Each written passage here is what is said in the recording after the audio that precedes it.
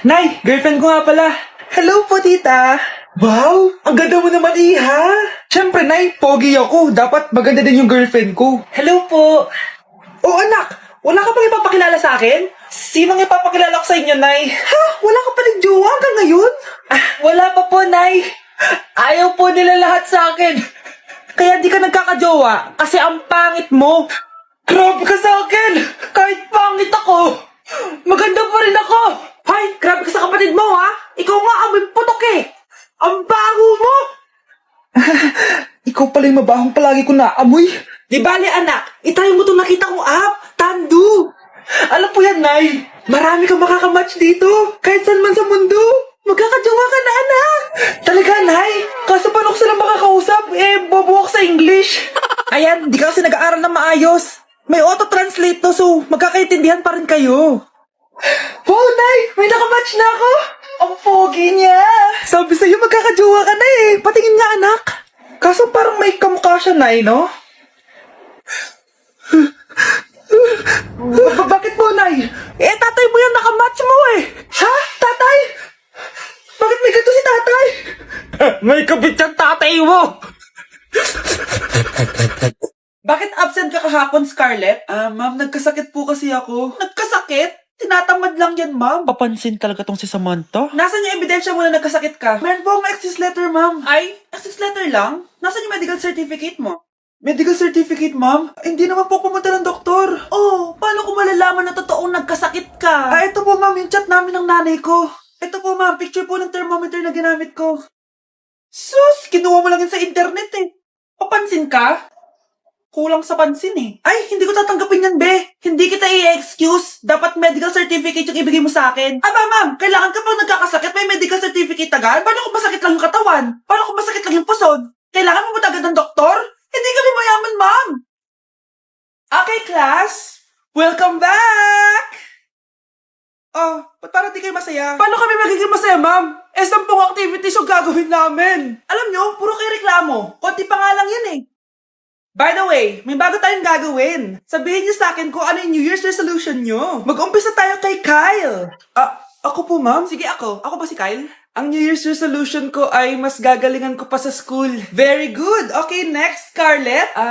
Ang New Year's resolution ko ay wag ka jowa. Last year ko pa wini-wish kaso hanggang ngayon wala pa rin akong jowa. Lu, paano ka magkakajowa? Lahat na lumalapit na lalaki sa'yo, nire-reject mo. Kala mo, ang ganda-ganda niya. Kung ikaw magiging jowa ko, wag na lang. Mamatay na lang ako. Tama na yan. Samantha, ikaw na. Ang New Year's resolution ko ay wala. Dahil sobrang perfect ko, no? Feeling naman neto. Ako kaya yung pinakamabait at pinakamaganda dito, no? Ang pinakamasamang ugali. Anong sabi mo? Totoo naman eh. Dapat ang New Year's resolution mo, ang maligo ka. Puro ka make-up. Ang asim-asim mo naman. Ganon? Ang New Year's resolution mo dapat ay ang mag-toothbrush ka. Dahil ang baho ng hininga mo, lahat ng crush mo, nata-turn off sa'yo. Kumpara naman sa'yo, be. Itsurang pa lang, nata-turn off na sila. Walang hiya ka? Manda ka sa akin pagkatapos nito. Ang New Year's resolution ko ay ang ibagsak kayong dalawa. Okay, class. Oh, Jessica. Buti pumasok ka pa. Ang dami mo na miss na quiz. Bagsak ka na sa akin. Nagbakasyon ako. Na-stress kasi ako sa'yo. Ang dami mo kasi pinapagawa. Aba, bakit? Hindi lang naman ikaw yung pinapagawan ko. Lahat kayo. Ano ka dito, prinsesa? Oo. Sa bahay namin, ako ang prinsesa. Kaya kayong lahat, sumunod kayo sa akin. Pumunta ka sa guidance office. Hindi po, ate. You go to the principal's office. Tandaan mo, kami ang nagpapasahod sa'yo, di ba? Ano nangyayari kay ma'am? Hala si ma'am! Ang ganda-ganda ko na naghanap ka pa ng iba. Hala, heartbroken ata si Cheska. This sir, feeling main character kasi. Tumatawa ka? Masaya kayo, ha? Kapag heartbroken ako, bawal maging masaya.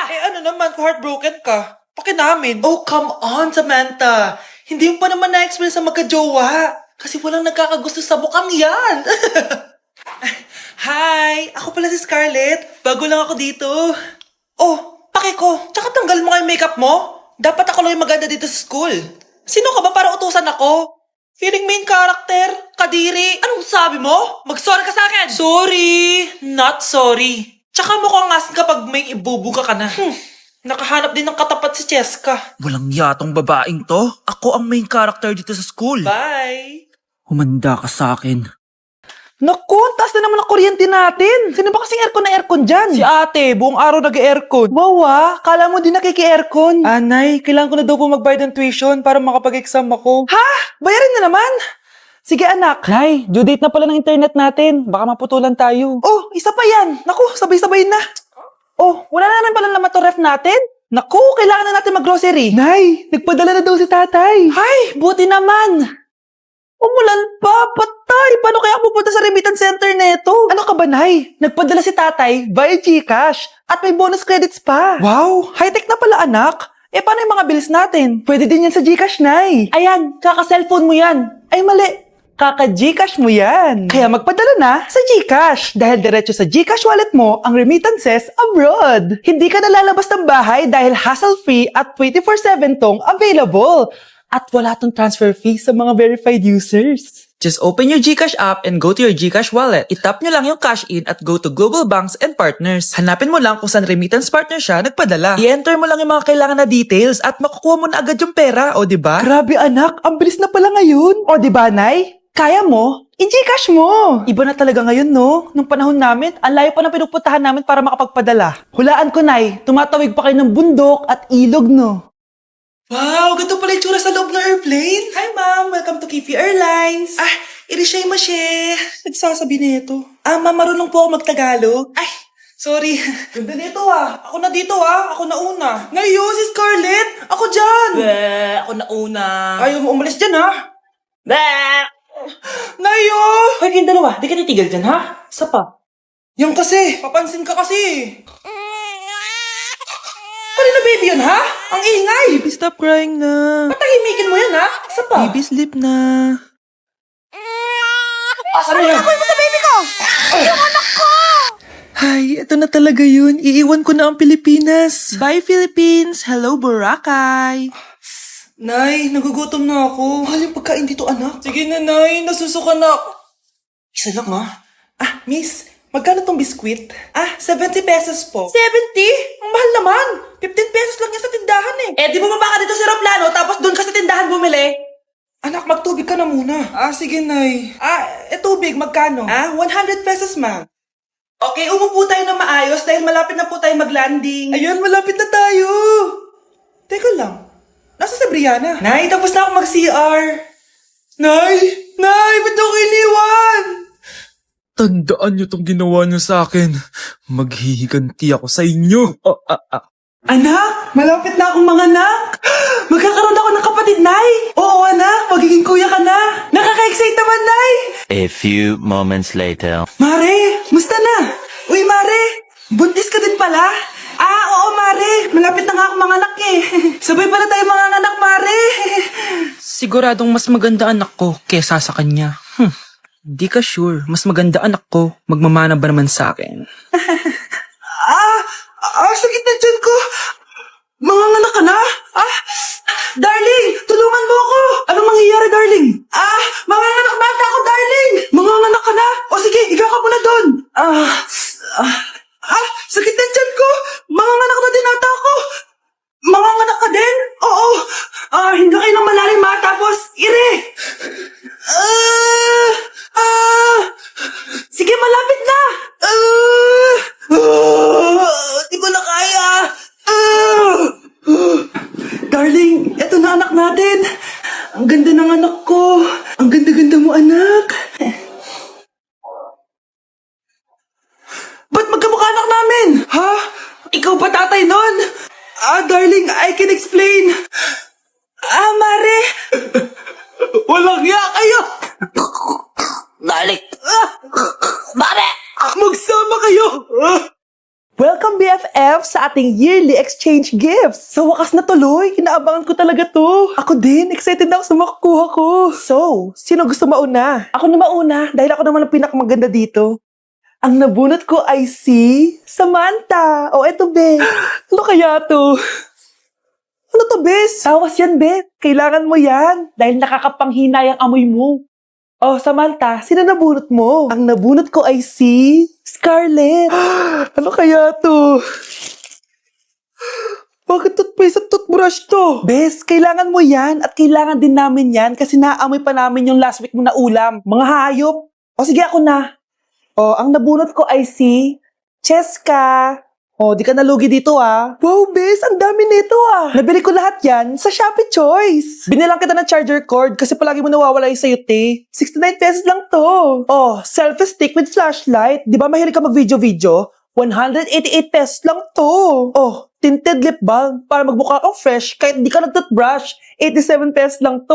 Oh, pampas grass para magmukha maganda yung kwarto mo. Oh, eto, wireless microphone para high quality ang boses mo kahit pangit ang boses mo. Ang mura naman pala. Paano yan, bes? Paano? Just search my choice keyword sa Shopee to enjoy 50% off voucher. Pasabog ka talaga, bes. Tama. Kaya mag-check out na rin kayo sa Shopee Choice. Bilisan nyo, pakatagal nyo. Ma'am, we are the group 1 and... Okay, so, ano yung research topic nyo? Ang research topic po namin ay kung bakit the best vlogger po si Mami Oni. Nice topic. So, bakit nga ba the best vlogger si Mami Oni? Kasi ma'am, tahimik lang siya sa umpisa kahit di mo siya pilitin. Okay, what about the others? Ma'am, malasing mo lang siya, agad siyang sasama. Kahit di mo siya akitin, ma'am. Meron ka bang lemon, ma'am? Lemon? Bakit? Kasi gusto niya tequila. Yun naman pala. Pagkatapos na mag-shot, sipsipin mo yung dila niya. At huwag mo siyang susubukan dahil buka niyang isusubo. Ito na ata yung pinaka-the best na research. At dahil dyan, tigisa kayo ng iPhone 14. Gusto ko yung nakakapakong malaki. Ngiti mo das sa tabi. Mga anak! Aba, tanghali na wala pa rin gising? Naku, sinasabi ko sa inyo, pag ako namatay, kawawa kayo. Ano ba yan, umagang-umaga? Ang dami sinasabi ni nanay. Mga pinagkainan nyo kagabi, hindi kayo marunong magligpit. Ang tatanda nyo na, parang pa rin kayong mga bata. Kailangan gisingin natin pagluto. Grabe si nanay, nauna pa magpagising kesa sa alarm clock ko. O Kyle, kakagising mo lang? Nay, hindi pa po ako natutulog. Ano? Diyos ko po! Nung kabataan namin, 7 p.m. pa lang, tulog na kami. Tapos, ang gising namin, 4 a.m. para pumasok sa school. Walaan ko, Nay. Tumatawid pa kayo ng bundok tsaka ilog para mag-aral, no? Oo, buti nga kayo may hatid sundo pa eh. Scarlett! Ayan na, magkikis na sila. Aba, parang anak ng mayaman na. Prinsesa ka?